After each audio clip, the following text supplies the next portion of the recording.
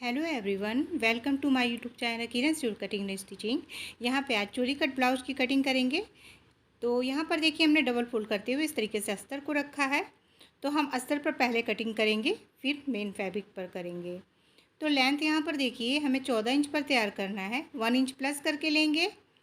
तो यहाँ पर हाफ इंच ऊपर जाएगा स्टिचिंग में और हाफ इंच नीचे जाएगा। तो देखिए इधर से हमारा डबल फोल्ड है। तो बंद सिरे से एक बार चेक कर लेंगे, 9.5 प्लस 1.5 से 2 इंच एक्स्ट्रा होना चाहिए मार्जिन। तो इस तरीके से कपड़े को फोल्ड करके रख लेंगे। और देखिए यहाँ से 15 पर जहाँ निशान लगाए थे वहाँ से एक सीधी लाइन ले लिए हैं। नीचे से कपड़े को मैंने पहले ही बराबर कर रखा है, और यदि आपका कपड़ा बराबर ना हो तो उसे बराबर कर लें। अब देखिए शोल्डर लाइन ले रहे हैं। शोल्डर लाइन यहाँ पर 5.75 पर ले रहे हैं। यदि आप ज़्यादा कपड़ा दबाव में लेते हैं तो इसे आप 6 इंच पर भी ले सकते हैं। हम नॉर्मल साइज़ का गला बनाएंगे, बहुत ज़्यादा डीप भी नहीं और बहुत छोटा भी नहीं। तो देखिए अब 6 इंच पर आर्महोल वाली लाइन को लिए हैं और एक बार नीचे से फिर से चेक कर लिए हैं कि 5.75 पर है लाइन सीधी। तो उसके बाद देखिए अब चेस्ट निकालना है। तो चेस्ट हमारा यहाँ पर है 38 इंची। टेप के पहले सिरे को हम 38 पर लाए हैं और 4 पार्ट निकालने के लिए देखिए 2 बार डिवाइड करने पे हमारा 19 आया है, और 19 के बाद फिर से इंची टेप को रखे हैं। तो जहाँ से डिवाइड होके फिर से फोल्ड आया है वहीं पे 9.5 पर निशान लगा दिए हैं। 1.5 इंच का यहाँ पर मार्जिन बढ़ा रहे हैं। आप 1.5 से 2 इंच रखें और 1.25 इंच भी रख सकते हैं मार्जिन। तो यहाँ पर देखिए हमारा जो नीचे कमर है वो 31 है। 31 को भी 4 से इसी तरीके से डिवाइड करना है या इंची टेप को फोल्ड करके रख लेंगे। तो हमारा आ रहा है 8 में 2 लाइन कम, यानी कि 7.75 इंच। 1 इंच की प्लेट जाएगी और 1.5 इंच का यहाँ पर भी मार्जिन का निशान लगा लिया है। अब यहाँ पर कटिंग वाली लाइन को हम निशान लगा दे रहे हैं सीधा, और स्टिचिंग वाली लाइन को भी यहाँ पर सीधा ले ले रहे हैं। तो यहाँ पर हमने निशान लगा लिया है। अब देखिए गले पे आते हैं। तो गला यहाँ पे हम ले रहे हैं 2.75 इंच, यानी कि 3 में 2 लाइन कम। आप इसे 3 इंच तक भी ले सकते हैं, आपका शोल्डर बिल्कुल भी नहीं गिरने वाला। तो देखिए अब यहाँ पर देखिए नीचे हमने गले की गहराई जो है वो ली है 9.5 इंच पर। आप चाहें तो 10 इंच पर भी ले सकते हैं। और देखिए इसके बाद अब हम यहाँ पे 1.25 इंच पर एक सीधी लाइन लेके इंची टेप को आर्महोल वाली लाइन पर रखे हैं और उसको फोल्ड कर दिए। फोल्ड करके जो पॉइंट आया, ये आर्महोल की गोलाई के लिए हमने पॉइंट लिया। तो देखिए मिला दिया बिना सेपर के ही। तो इस तरीके से आसानी से निकाल लेंगे। अब हम आएंगे शोल्डर पे। यदि आपका शोल्डर ज़्यादा ही गिरता है और नहीं संभलता है तो यहाँ पर लगभग 2 लाइन के करीब, यानी कि जो छोटी छोटी लाइनें होती हैं आगे की ओर, वहाँ पर झुकाव दे देंगे। अब देखिए यहाँ पर मैंने 4 से 4.25 इंच दूरी पर एक पॉइंट ले लेना है और प्लेट की गहराई जो है 4.5 इंच पर रखेंगे। हाफ इंच दोनों तरफ निशान लगा दिया है। अब इसे हम कट कर देंगे। तो देखिए अब हम कटिंग कर रहे हैं, कट करके निकाल देंगे और इसी से हम फिर फ्रंट के लिए कटिंग करेंगे। देखिए आराम से कट करेंगे। और यहाँ पर जब कटिंग करते हैं ना, तो आगे गुलाई उलाई वाले हिस्से को कैंची के आगे वाली नोक्स का ही यूज़ करके कटिंग करना चाहिए। देखिए गले की कटिंग हम बाद में कर देंगे, जो शेप लगा रखा है, क्योंकि डिज़ाइन बनाना होगा तो हम बाद में बना सकते हैं।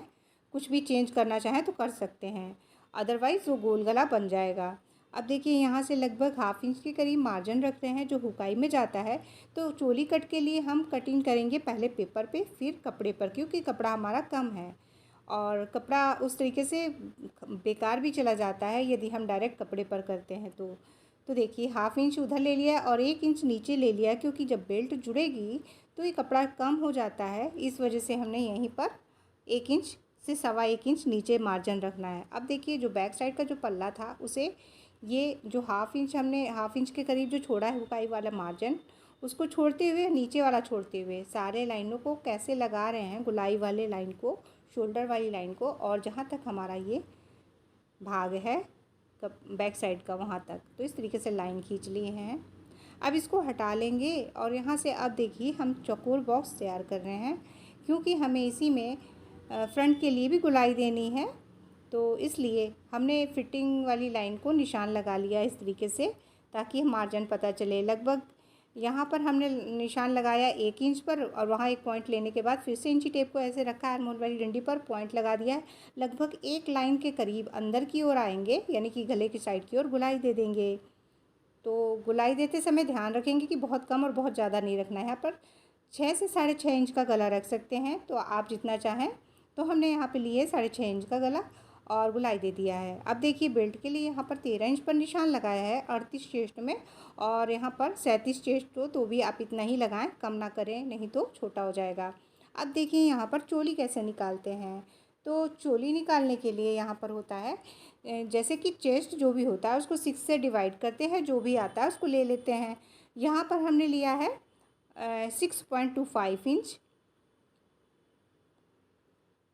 1-2 पॉइंट से कोई फ़र्क नहीं पड़ता है चोली में, तो हमने यहाँ पर निशान लगा लिया है नीचे 6.25 इंच, और यहाँ पर लगाया है 2.5 इंच का कोने से लेते हुए, और गले के पास 1 इंच का निशान लिए हैं। अब इस निशान को देखिए सीधा कर ले रहे हैं, जो 1 इंच पर निशान लगाए हैं और जो आर्म होल साइड से 2.5 इंच पर निशान लगाए, इन सारे निशानों को देखिए किस तरीके से मिला रहे हैं।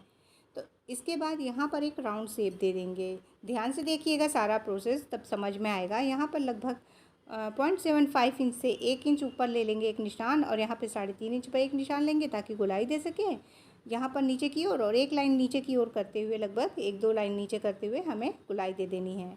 ये हमारी मार्जिन वाली लाइन है साइड में। अब इसको हमें कटिंग करके निकाल लेना है। शोल्डर यहाँ पे जैसे बैक में डाउन किया था वैसे ही वहाँ पर भी निशान लगा देना है। अब देखिए यहाँ पर हम कटिंग करके निकाल ले हैं, और इस तरीके से यदि आप पेपर पे कटिंग कर लेते हैं ना, तो कपड़ा आपका जो कम भी रहता है तो आप आसानी से चोली कट ब्लाउज़ की कटिंग करके निकाल लेंगे।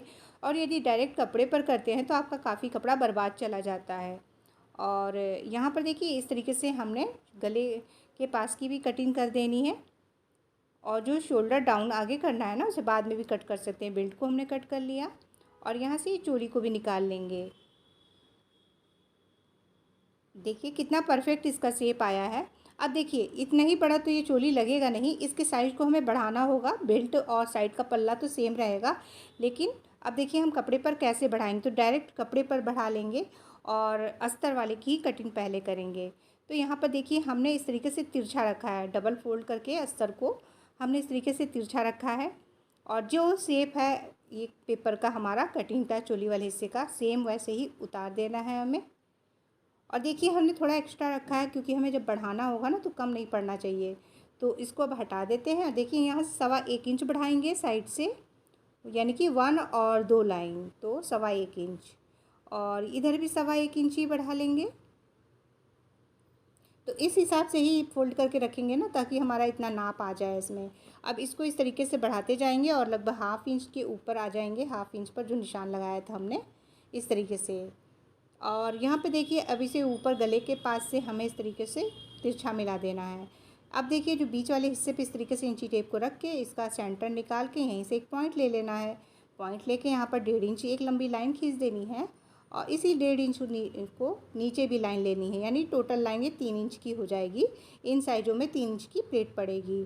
अब इसे देखिए साइड में कैसे मिला रहे हैं, इसी तरीके से इसको मिला देना है। अब देखिए जो 1.25 इंच साइड में लिए थे ना, तो उसी को प्लेट करना है। तो उस तरीके से करते हुए अब हमने जो ये लाइन 1.5 इंच ऊपर ली थी उससे मिला के ये 3 इंच की प्लेट हो जाएगी। अब इसको हम कट करके निकाल लेंगे, और पूरा जिस तरीके से निशान लगाया है हमें उसी तरीके से निकालना है। तो ये अस्तर वाले की हमारी कटिंग हो गई है। इसी की सहायता से हम मेन कपड़े की भी कटिंग कर लेंगे। तो जब अस्तर की कटिंग अच्छी हो जाती है ना, तो मेन फैब्रिक पर भी वो अच्छा ही आता है स्टिचिंग के बाद। तो देखिए इस तरीके से कट कर लिया। बाकी हिस्सों को इस तरीके से अस्तर पर ही बैठा लेंगे और देख लेंगे कहाँ से हमारा पार्टिकल आएगा, क्योंकि अस्तर का कपड़ा भी कुछ हमारे पास कम था और इसी में हमें सारा एडजस्ट करना है। तो हमें इस तरीके से सारे पार्टों को रखते हुए निकाल लेना है। और देखिए किस तरीके से सारा निशान लगा लिया है, कहाँ से हमारा क्या निकलेगा, इसके बाद कट करके निकाल लेना है। तो यहाँ पर जो निशान है वो एकदम प्रॉपर तरीके से लगाना है, जैसे हमने पेपर पे लगाया है, ना कम ना ज़्यादा, ताकि हमारा जब कपड़े पर रखेंगे तो बराबर आएगा। तो एकदम अच्छी तरीके से इसकी कटिंग करनी है। अब यहाँ पे देखिए हमें यहाँ बेल्ट का भी कट करके इस तरीके से निकाल लेंगे। वो स्लीव्स के लिए हमारा उतना कपड़ा बच गया है उस हिसाब से देख लेंगे, और यहाँ से हमें ये बराबर कर लेना है बेल्ट के लिए। इसे साइड में करते हैं। ये देखिए हमारा अस्तर का ये पार्ट निकल आया है। अब हमें स्लीव्स की कटिंग करनी है, तो उसे बाद में कट करेंगे।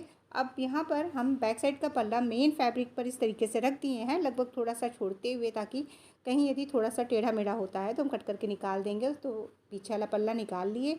अब एडजस्ट करेंगे डबल फोल्ड पे ही सारे पार्टों को, चोली वाला, बेल्ट वाला हिस्सा और साइड वाला पार्ट, और स्लीव्स के लिए भी कपड़ा बचना चाहिए।